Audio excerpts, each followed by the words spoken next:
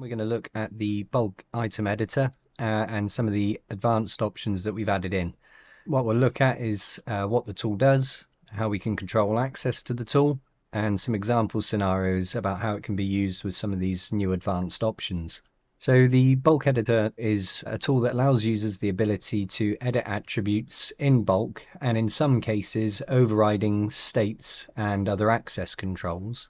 So the bulk edit tool is a tool primarily designed to allow users to modify attributes across multiple items.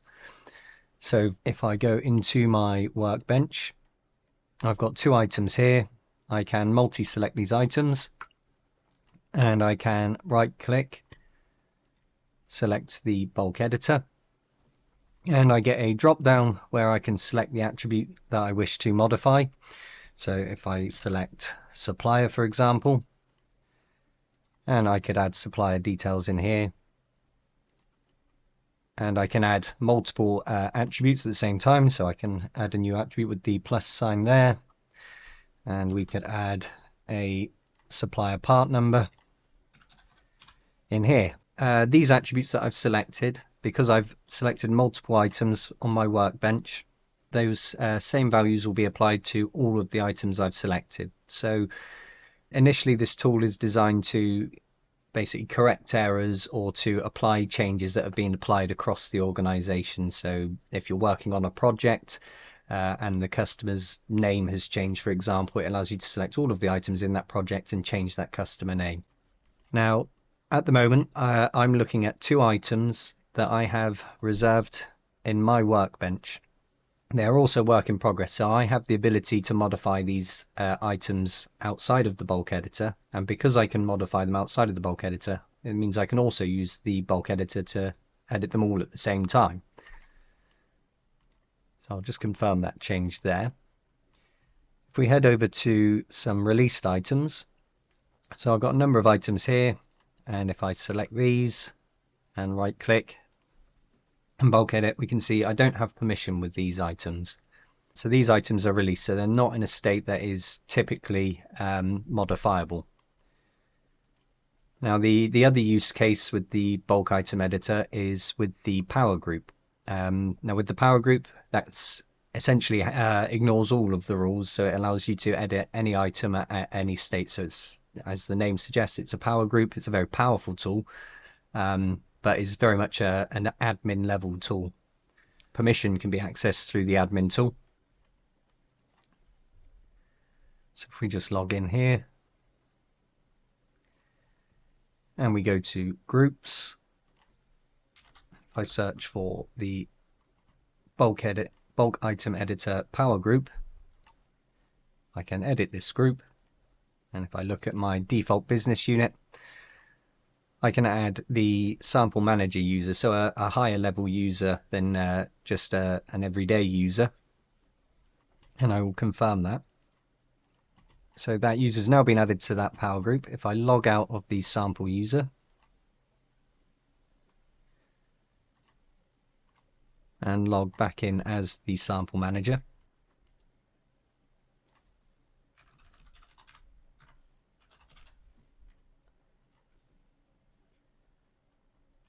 if we head back to those same items, and I'll select a few of the assemblies. So again, they're released, they're not reserved to anyone. If I right click and select bulk editor this time, I have permission to make changes to these items. So again, I could change the supplier information, and we'll set it to CSI. And I could add an additional attribute. So again, I'll use the supplier number. So again, all of the items I've selected will get the same details or the same values added to each of the attributes. Now one difference here is I have to input my password. Because it's such a powerful tool in this state, we don't want you to make these changes by accident. So there's a password protection, so you have an opportunity to double check the changes before you implement them. So at the moment, if I press OK, it won't let me do that without the password. So we put that in.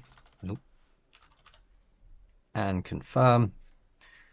Those changes have now been made. So if we look at the properties,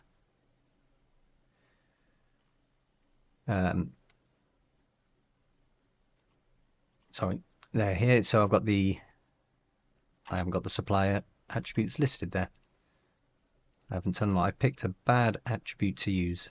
But either way, those attributes have been updated. So that's the most powerful way to use it, and you don't want all of your users to have access to that. As I say, it's a very powerful tool. You want that for very much the top level for administration purposes only. So one of the changes we've made is to allow attribute-specific changes or access to the bulk editor. So if we head back to the admin tool, and if we head into attributes, and we will look at parts and assemblies. I've already got Roche attributes highlighted here. So an example of why you might want to give users specific bulk edit permission would be for attributes that will continually change throughout the life cycle of a part, even though it may be released. So it doesn't affect the model or the drawing, but these attributes can change over the life cycle. So compliance may change, recertification dates may need updating. So what you don't want the users to have to do each time is to reserve the item, to have to up issue it just to change those dates, or have to reserve it and change the state to update it. So what we could do here is we could take the compliance state, and if I edit this, we've got the new section at the bottom, which is the bulk editor restrictions. Now in here I can select the groups that I wish to give permission to access the bulk editor for this attribute specifically. So if I select the quality assurance department, I then get to decide at what states they can modify it.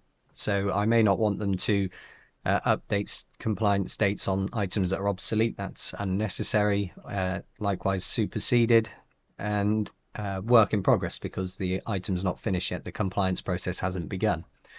So where I will want them to update that information is under review and released, and you can apply this to other attributes. This quality example is just one example. You might want to do this a similar thing with supplier information. So suppliers may change over the life cycle of a product, so you may wish to give your purchasing team permission to edit supplier details.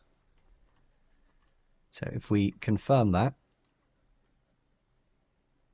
and we will log out of the sample manager, and this time we will log in as the sample quality user.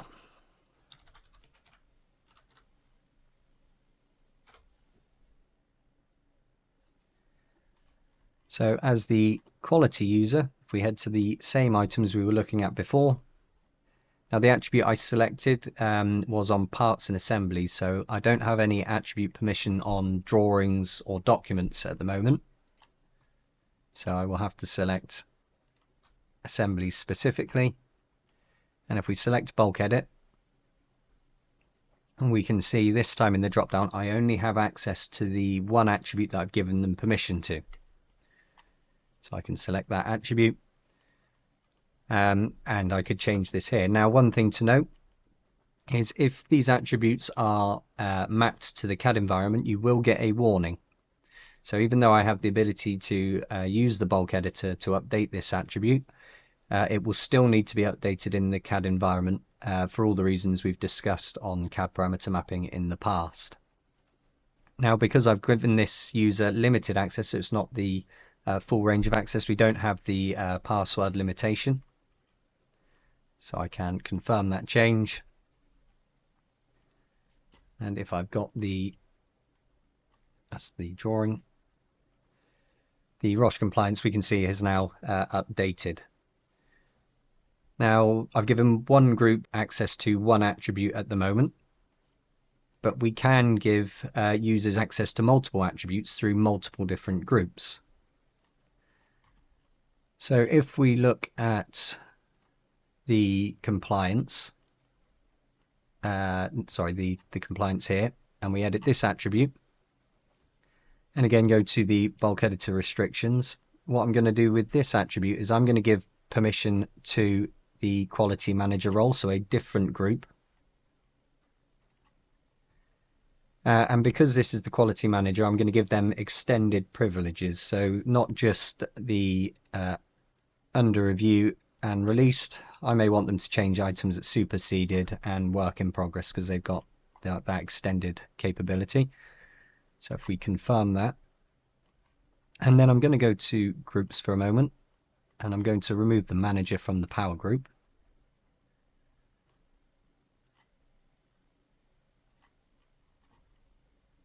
Confirm that. And I'm just going to make sure that they are in the quality manager group here, which they are. So this user has now been given access to 2 attributes through 2 different groups, if I've done that correctly. So if we log out of this user and log back in as the sample manager,